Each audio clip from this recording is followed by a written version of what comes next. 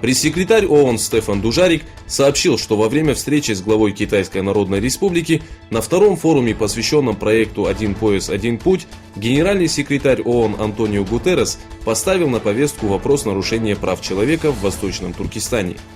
По словам Стефана Дужарика, переговоры прошли в дружеской атмосфере.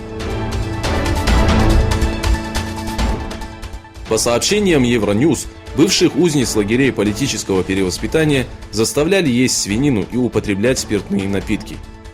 Мужья освобожденных женщин, являющиеся гражданами Пакистана, заявили, что их жен отпустили после того, как они полностью отдалились от религии.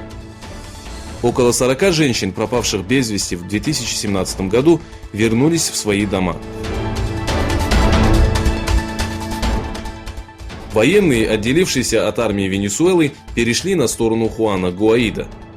Военные самолеты и истребители производят контроль над Каракасом и резиденцией Мадуро.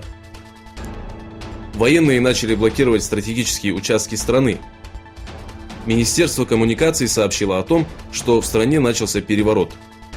Глава Национального собрания Гуаида заявил, что в 24 штатах люди вышли на улицы.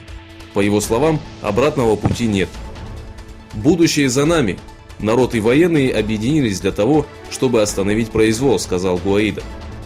В связи с событиями в Венесуэле президент США Дональд Трамп сделал следующее заявление: «Я слежу за развитием событий. США поддерживает народ Венесуэлы и его независимость».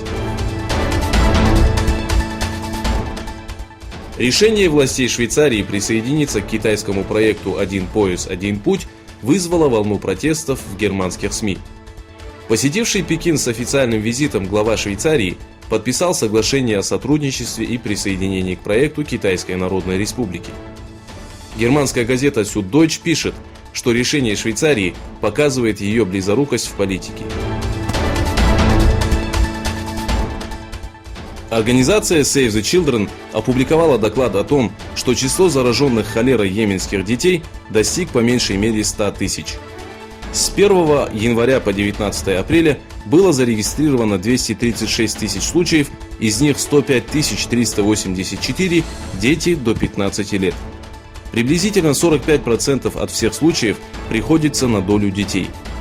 Таким образом, по сравнению с прошлым годом, число заражений возросло в 9 раз.